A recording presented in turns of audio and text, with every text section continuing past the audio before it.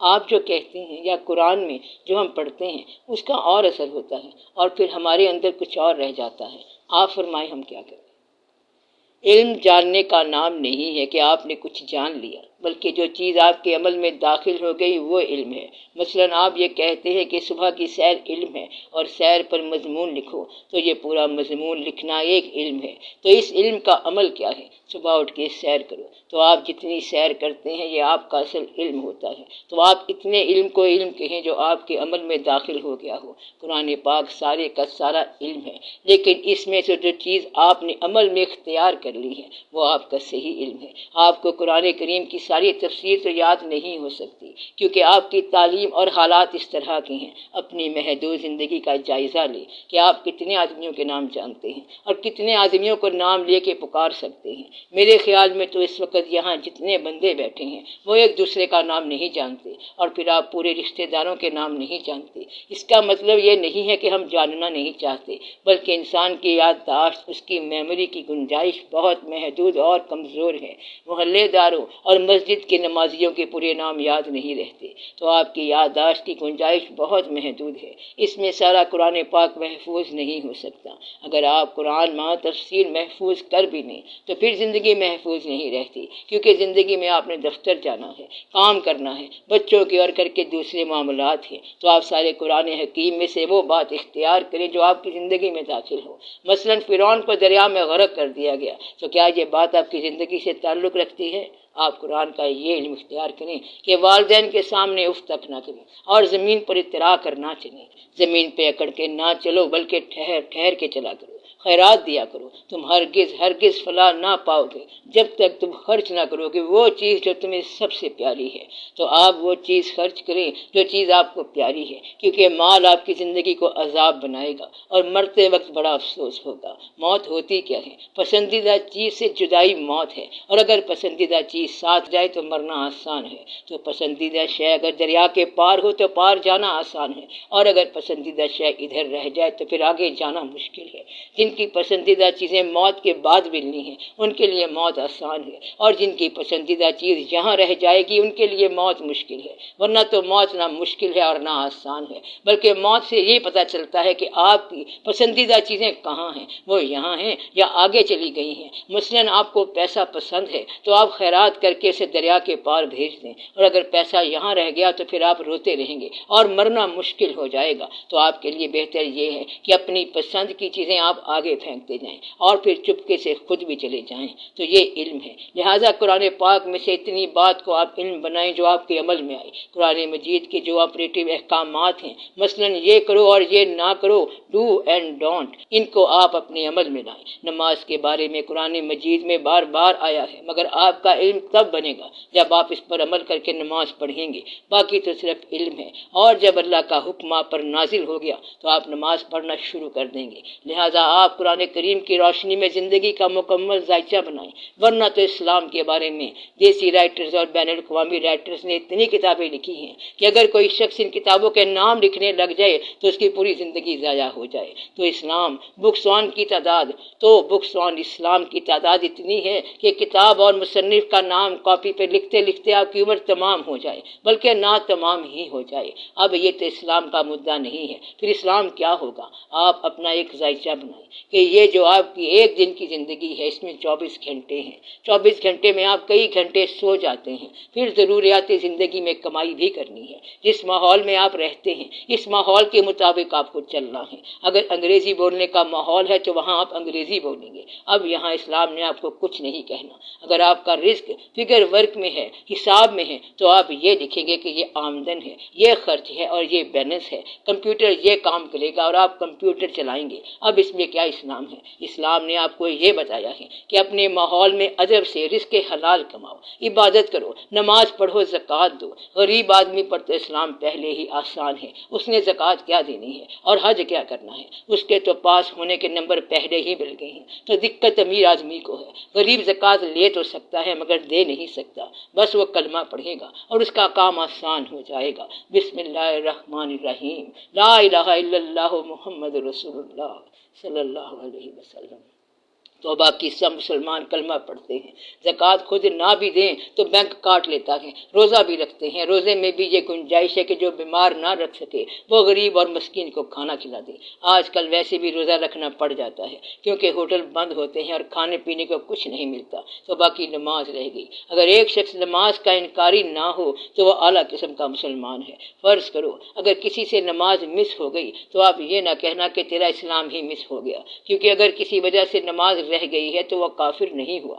نماز پڑھنی ضرور چاہیے، آپ اس کے ساتھ رعایت کرو۔ اپنی زندگی کو اسلام اور قرآن کے سانچے میں ڈھالنے کے لیے یہ بہت ضروری بات ہے کہ لوگوں کے ساتھ مہربانی کرو۔ جہاد کا زمانہ اب اس طرح آتا نہیں ہے کیونکہ جہاد کا ذمہ حکومت نے لے لیا ہے، فوج بنا لی ہے۔ اب ہر آدمی کو اس سے دوچار ہونے کی ضرورت نہیں ہے کیونکہ وہ فوج کا آئٹم ہے۔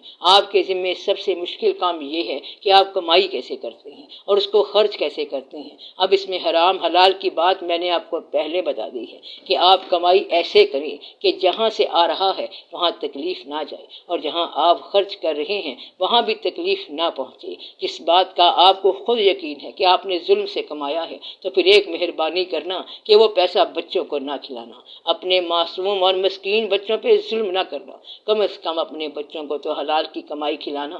تو حلال کی کمائی کھلانا، آپ نے حرام کھانا ہے تو اگر بچوں کو حرام نہ کھلایا تو آپ نے کیا کھانا ہے؟ یہ بہت ظلم کی بات ہے کہ آپ حرام کی کمائی لا کے میز پر رکھتے ہیں اور بچوں سے کہتے ہیں کہ بسم اللہ کرو، آپ ضبط کرو، گلہ نہ کرو، اللہ کا شکر ادا کرو، قرآن پڑھو، نماز پڑھو، دین میں بحث نہ کرو اور تبلیغ سے بچو۔ تبلیغ کا مفہوم یہ ہے کہ مسلمان کو اسلام شناسی کرانا یا مسلمان کو زیادہ اسلام شناسی کرانا۔ اب یہاں پر آپ کی قوم دقت میں پڑی ہوئی ہے۔ کون سا مسلمان یہ حق رکھتا ہے کہ وہ دوسرے مسلمان کو اسلام پریچ کرے؟ تو سوال کیا ہے، کون سا مسلمان کتنا حق رکھتا ہے کہ وہ دوسرے مسلمان کو اسلام سکھائے؟ اس کا جواب جب تک نہ ملے آپ کو تبلیغ کا حکم نہیں ہے۔ عین ممکن ہے کہ آپ کا سیکھنے کا زمانہ ہو اور آپ سکھانے لگ جائیں، عین ممکن ہے کہ آپ کا نا آشنائی کا دور ہو اور آپ آشنا بنانے لگ جائیں، عین ممکن ہے کہ آپ کی اپنی فلاح مخدوش ہو اور آپ فلاح کے داعی بن جائیں۔ تو فلاح کون کرا سکتا ہے؟ جس بندے کو اپنی فلاح کا یقین ہو جائے وہ دوسرے کو فلاح کی دعوت دے، اور جو ابھی خود راہ گزر میں ہے وہ راہبر نہ بنے۔ اگر مسلمان اتنی بات پہ عمل کرے تو مسلمانوں کی زندگی خوف سے آزاد ہو جائے گی۔ تو جو خود سفر میں ہے وہ راہبر نہ بنے۔ اب تو یہ حال ہے کہ سارے سب کو یک وقت اسلام سکھا رہے ہیں۔ ایک شخص نے دوسرے سے کہا کہ سنا ہے تم نے قرآن یہ کہا ہے، تو ایک شخص نے دوسرے سے کہا کہ سنا ہے تم نے قرآن نے یہ کہا ہے، تو دوسرے نے سوچا کہ یہ تو میرے اوپر بوجھ ڈال دیا گیا ہے، اب کیا کیا جائے؟ اس نے تیسرے کو پکڑ لیا اور اسے بات سنا دی۔ اس طرح بات چلتے چلتے کہاں سے کہاں پہنچ گئی۔ تو کرنے والا کام تبلیغ نہیں ہے بلکہ خدمت ہے۔ جب آپ تبلیغ کرنے لگیں تو پہلے آپ کو یہ ڈیفائن کرنا پڑے گا کہ اگلا آدمی چھوٹا مسلمان ہے یا بڑا مسلمان ہے، یہ ضرور ثابت کرنا پڑے گا۔ مگر یہ تقسیم تو کبھی ہوئی نہیں۔ جس کو آپ تبلیغ کہہ رہے ہیں اسے زیادہ سے زیادہ اپنے جیسا بنا لیں گے اور آپ جانتے ہیں کہ آپ کیا ہیں، اور وہ چھوٹا مسلمان ہے۔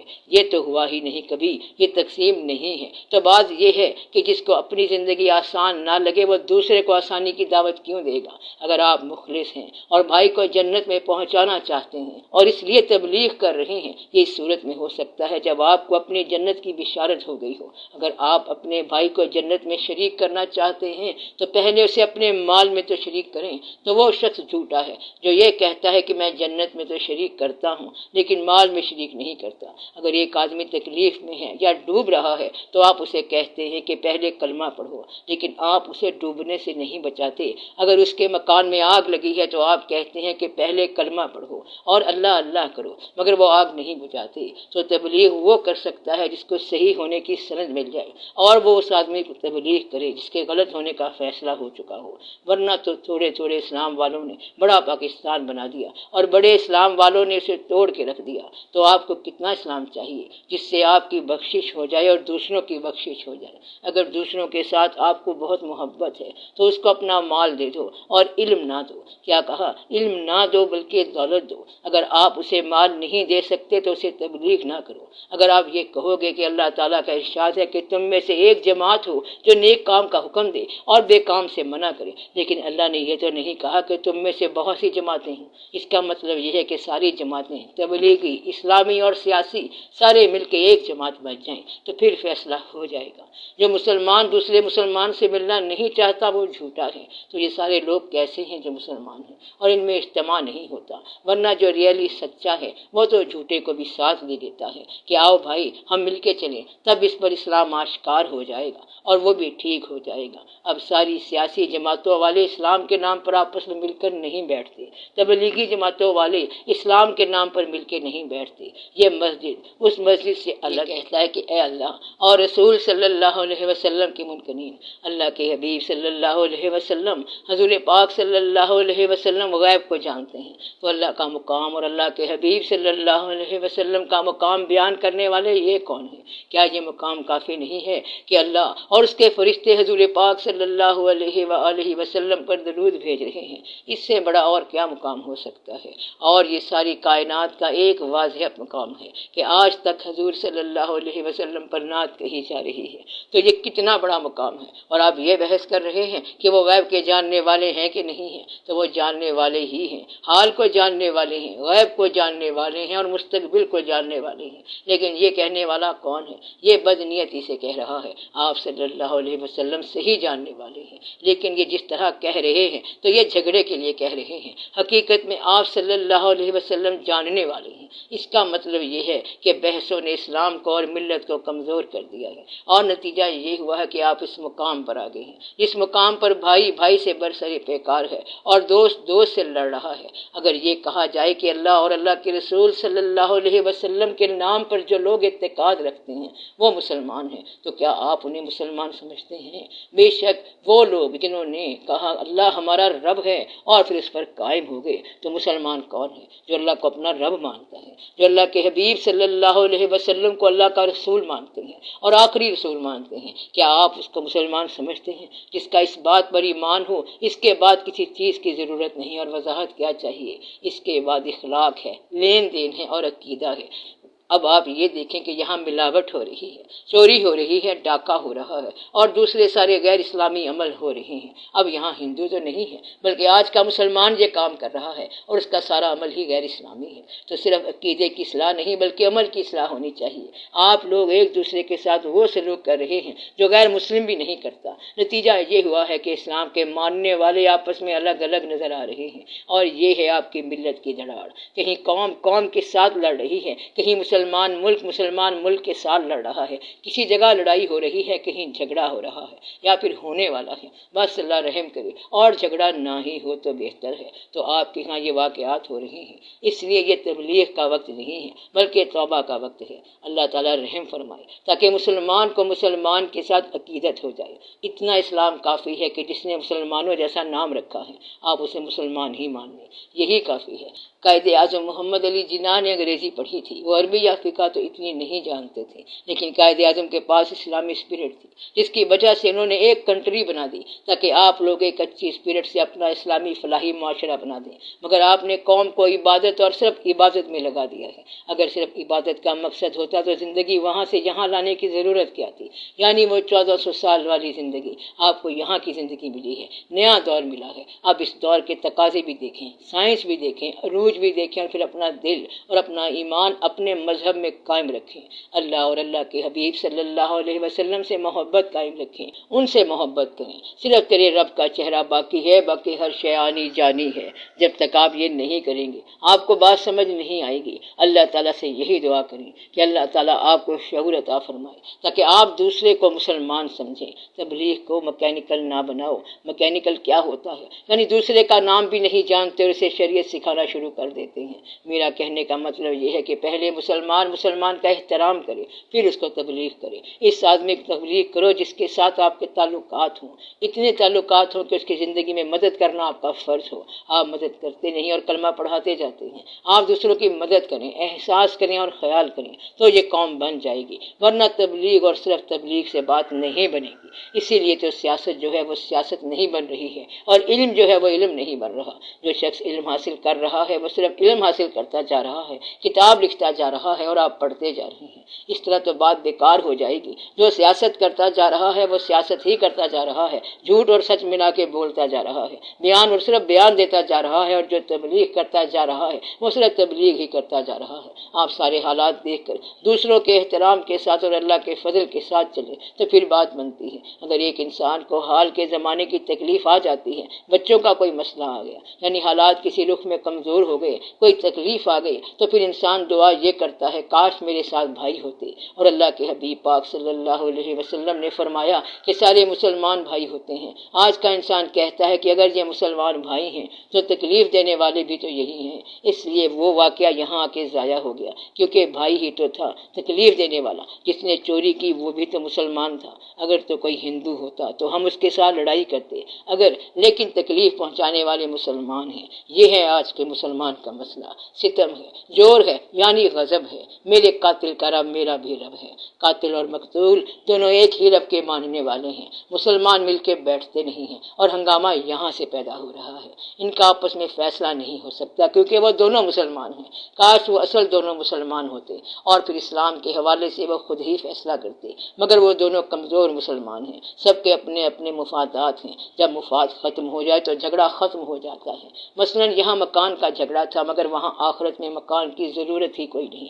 اس لیے انسان اگر اللہ کے قریب ہو جائے تو مسائل خود بخود حل ہو جاتے ہیں۔ مسائل اس وقت تک ہیں جب تک آپ اللہ سے دور ہیں۔ مثلا پیسے کا حاصل کرنا اور پیسے کا خرچ کرنا اور عطا کرنا یا اثار کرنا ہے تو پیسہ اثار کرنا جو ہے وہ پیسہ حاصل کرنے سے زیادہ قیمتی ہے۔ جب آپ کو یہ بات سمجھ آ جائے گی تو مسئلہ حل ہو جائے گا۔ دینے والا ہاتھ لینے والے ہاتھ سے بہت بلند ہوتا ہے۔ اگر آپ دوسروں کی مسائل حل کرنا شروع کر دیں تو پھر آپ کا کوئی مسئلہ نہیں رہے گا۔ آپ دوسروں کی مدد کرنا شروع کر دیں تو خدا خود آپ کی مدد کرے گا۔ آپ دوسروں کو سکون پہنچانا شروع کر دیں تو اللہ تعالیٰ آپ کو سکون عطا فرمائے گا۔ جو چیز آپ چاہتے ہیں وہ دینا شروع کر دیں تو پھر آپ دیکھیں گے کہ کیا بنتا ہے۔ اگر رزق کمزور ہو گیا ہو تو مہمانوں کو گھر میں بلاؤ، کھانا کھلاؤ، انشاءاللہ تعالیٰ رزق کشادہ ہو جائے گا۔ جس کے گھر میں دسترخوان کھل گیا اس کا رزق کھل گیا۔ اللہ تعالیٰ بہت برکت دیتا ہے۔ آپ بیمار پرسی کریں گے تو کبھی بیمار نہیں ہوں گے۔ لوگوں کی مدد کریں گے تو اللہ تعالیٰ آپ کی مدد کرے گا۔ آپ یہ نسخے ضرور آزمائیں، پھر بات ٹھیک ہو جاتی ہے۔